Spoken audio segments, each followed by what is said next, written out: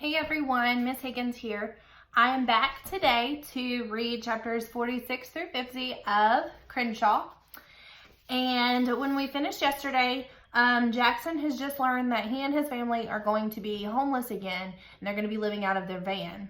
And he has just told his best friend, and she said, you know what, Jackson, we're going to be friends forever, and it doesn't matter what happens. We'll find a way. Chapter 46. That evening, Crenshaw and I went out to the backyard. Crenshaw liked night. He liked the way the stars took their time showing up. He liked the way the grass let go of the sun's warmth. He liked the way crickets changed the music. But mostly, he liked to eat the crickets. We lay there, me on my back, Crenshaw on his side, with Aretha nearby gnawing on a tennis ball. Every so often, she'd look up, ears cocked, sniffing the air. It felt good, talking as the night took over. It almost made me forget that we were leaving the next day.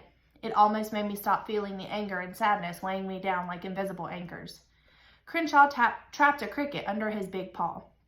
I told him crickets were considered lucky in China. Crickets are considered delicious in Thailand, he replied. His tail looped and snaked like a lasso at a rodeo. And in Catland. I chewed on a piece of grass. It's a good way to distract yourself when you're hungry. How do you know that? Crenshaw glanced at me. I know everything you know. That's how imaginary friends operate. Do you know things I don't know? Well, I know what it's like to be an imaginary friend. Crenshaw slapped at a moth with his other front paw. The moth fluttered over his head like it was laughing at him. I hate moths, he said. They're butterfly posers. I don't know what that means. Butterfly wannabes. If you know everything I know, how come you know words I don't know? It's been 3 years, Jackson. A cat can do a lot of learning in that time. I read the dictionary 4 times last month. He tried for the moth again and missed. You used to be faster, I pointed out. I used to be smaller. Crenshaw licked his paw. I've been meaning to ask you why you're so much bigger. You weren't this big when I was 7. You need a bigger friend now, said Crenshaw. My mom walked by with a box of clothing to put in the minivan. Jackson, she said, you okay? Yep. I thought I heard you talking to somebody. I cast a look at Crenshaw. Just talking to myself, you know. My mom smiled. An excellent conversational partner. Do you need any help, Mom? Nope, not much to pack when we get right down to it. Thanks, sweetie. Crenshaw lifted his paw. The cricket scrambled for freedom. Down went the paw. Not enough to kill the poor bug, just enough to annoy him. Do you ever feel guilty about the way cats torture things? Bug, mice, flies? I asked. I know it's instinct and all, but still. Of course not. It's what we do. It's hunting practice. Survival of the fittest. He lifted his paw, and this time the cricket made a quick getaway. Life isn't always fair, Jackson. Yeah, I said, sighing. I know. In any case, you're the one who made me a cat. I don't remember deciding that. You just sort of happened. Aretha dropped her ball in front of Crenshaw. She sniffed it disdainfully. Cats do not play, Crenshaw told her. We do not frolic. We do not gamble. We nap. We kill. And we eat. Aretha wagged wildly, still hopeful. Fine. Crenshaw blew on the tennis ball. It rolled a few inches. Aretha nabbed it with her teeth and tossed it in the air. That was playful of you, I said. I plucked a new piece of grass to chew on, for someone who doesn't play. I fear you may have made me with a hint of dog thrown in, Crenshaw shuddered. Sometimes I actually want to roll in something stinky, a dead skunk maybe, or some ripe trash. Dogs do that because, I know why, because they're idiots. I also know you will never, ever catch this fine feline specimen stooping so low. I sat up. The moon was thin and yellow. Anything else I put in the mix? Well, I sometimes worry I have a bit of fish in me. I rather like water. I thought back to my first grade self. I liked fish a lot when I was 7. I had a goldfish named George. Of course, said Crenshaw. You liked a lot of animals back then. Rats, manatees, cheetahs, you name it. He groaned. Bats too. No wonder I like to eat mosquitoes. Sorry, I said, but I couldn't help smiling. At least you worked with animals. I have a friend, nice guy, who was made entirely of ice cream. Hated hot weather. Wait. I let that sink in. You mean you know other imaginary friends? Of course. Cats are solitary, but we're not completely antisocial. He yawned. I've met Marisol's imaginary friend. Whoops, and your dad's. My dad had an imaginary friend? I cried. It's more common than you might think, Jackson. Crenshaw yawned again. I feel a snooze coming on. Wait, I said. Before you go to sleep, just tell me about my dad's friend. Crenshaw closed his eyes. He plays the guitar, I think. My dad? No, his friend. Plays the trombone too, if I recall correctly. He's a dog, scrawny, not much to look at. What's his name? Starts with an F. Unusual name. Franco, Fiji. Crenshaw snapped his fingers, which is not something cats generally do. Finian, he said. It's Finian. Nice guy for a dog. Finian, I repeated. Where are you, Crenshaw, when you're not with me? You've seen a teacher's lounge, right? I've peeked. We're not allowed in. Mostly I saw a lot of coffee cups and Mr. Desfino napping on a couch.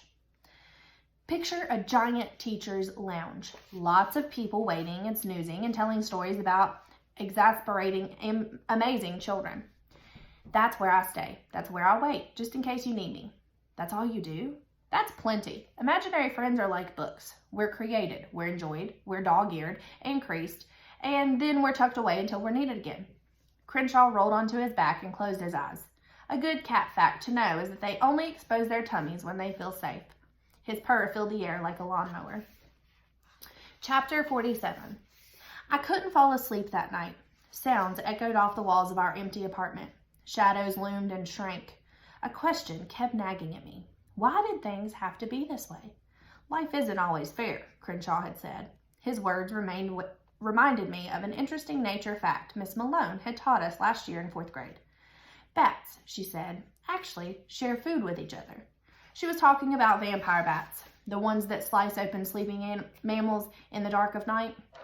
They don't actually suck blood. It's more like they lap it up, which is awesome enough. But the really amazing part, the no way part, is that when they get back to their caves, they share with the unlucky bats who haven't found anything to eat. They actually puke up warm blood into the hungry bats' mouths. Ew. If that's not the coolest nature fact ever, I don't know what is. Miss Malone said maybe bats are altruists, which means they're sharing to help the other bats, even if it's a risk. She said sometimes some scientists say yes, some say no. Scientists love to disagree about things. Miss Malone looked at me then because even though it was only like the 3rd week of school, she had already pegged me pretty well. Jackson, she said, maybe you'll be the one to settle the great are bats nice guys debate. I said probably not because I wanted to be a cheetah or manatee or dog scientist, but I would keep bats in mind as a backup plan. Miss Malone said something else about bats that day. She said she sometimes wondered if maybe bats are better human beings than human beings are. Chapter 48. I must have finally fallen asleep because I woke from a horrible nightmare. I was panting. Tears streamed down my cheeks. The moon was wrapped in fog. Crenshaw placed a paw on my shoulder. Gently, he butted his head against mine. Bad dream? He asked. I don't remember it really. I was in a cave, I think, and I was yelling for someone to help me, and nobody would listen. I'll help, said Crenshaw. I'll listen. I turned to him, looking him in his eyes. I could see myself reflected. I can't go with my family, I said. My own words surprised me. I can't live in the minivan again. I don't want to have to worry anymore. I'm tired, Crenshaw. I know, he said. I know. I blinked. The answer was obvious. I had to run away.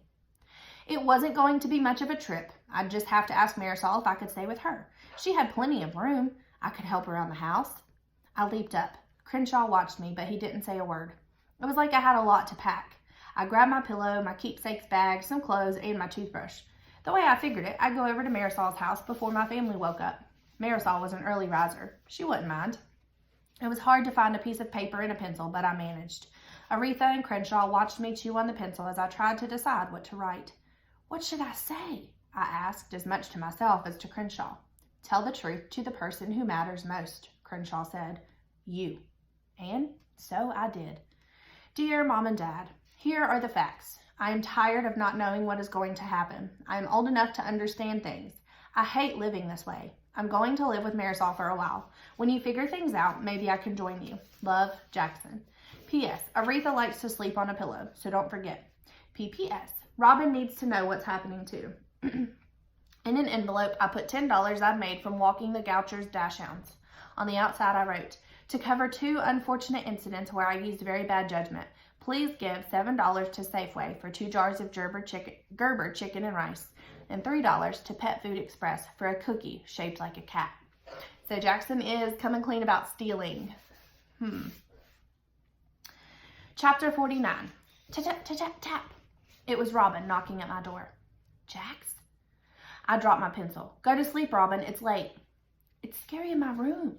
"It'll be morning soon," I said. "I'll just wait here by your door," Robin said. "I have Spot to keep me company." I looked at Crenshaw. He held up his paws. "Don't ask me. Human children are infinitely more complicated than kittens." "Please go back to bed, Robin," I pleaded. "I don't mind waiting," she said. I stood. I went to the door. I hesitated. I opened it. Robin came in. She had Spot, her pillow, and her Lyle book. I looked at her. I looked at my note. I crumpled it up and tossed it aside. We read Lyle together until we both fell asleep. Chapter 50. When I awoke, Robin, Aretha, and Crenshaw were spread out on my mattress. Robin and Aretha were both drooling a little. Sitting on the floor across from us were my mom and dad. They had on their bathrobes. My dad had my crumpled note flattened out in his lap. "Good morning," my mom whispered. I didn't answer her. I didn't even look at her. "Fact," my dad said softly. "Parents make mistakes." "A lot," my mom added. "Fact," said my dad. "Parents try not to burden their kids with grown-up problems, but sometimes that's hard to do." Robin stirred, but she didn't wake. "Well, it's hard being a kid, too," I said. I was glad I sounded so angry. "It's hard not to know what's happening." "I know," said my dad. "I don't want to go back to that time," I said, my voice getting louder with each word. "I hated you for putting us through it. It wasn't fair. Other kids don't have to sleep in their car. Other kids aren't hungry." I knew that wasn't true. I knew that lots of other kids had it worse than I did, but I didn't care. "Why can't you just be like other parents?" I demanded. I was crying hard. I gasped for breath. Why does it have to be this way?" My mom came over and tried to hug me. I wouldn't let her. "We're so sorry, sweetheart," she whispered. My dad sniffed. He cleared his throat. I looked over at Crenshaw. He was awake, watching me carefully. I took a deep, shuddery breath. "I know you're sorry, but that doesn't change the way things are." "You're right," said my dad. No one talked for a few minutes. The only sound was Crenshaw purring gently, and only I could hear him. Slowly, very slowly, I began to feel my anger changing into something softer. "It's okay," I finally said. "It's really okay. I just want you to tell me the truth from now on, that's all." "That's fair," said my dad. "More than fair," my mom agreed. "I'm getting older," I said. "I can handle it." "Well then, here's another fact," said my dad. "Last night, I called the guy who wanted to buy our guitars. He told me his brother owns that music store down by the mall. He needs an assistant manager. His brother also has a garage apartment behind the store that won't be occupied for a month. It'd give us a roof over our heads for a little while, anyway. Maybe some more work." "That's good, right?" I asked. "It's good," my dad said, "but it's not a certainty. Here's the thing, Jackson. Life is messy. It's complicated. It would be nice if life were always like this." He drew an imaginary line that kept going up and up. "But life is actually a lot more like this." He made a jiggly line that went up and down like a mountain range. "You just have to keep trying." "What's that expression?" asked my mom. "Fall down 7 times, get up 8? "More fortune cookie wisdom," said my dad. "But it's true." My mom patted my back. "Starting today, we'll be as honest with you as we can. Is that what you want?" I looked over at Crenshaw. He nodded. "Yes," I said. "That's what I want." "All right then," said my dad. "It's a deal." "Fact," said my mom. "I'd really like some breakfast. Let's go see what we can do about that." All right, and we'll stop there for today. You guys have a wonderful Tuesday. We'll see you tomorrow. Bye.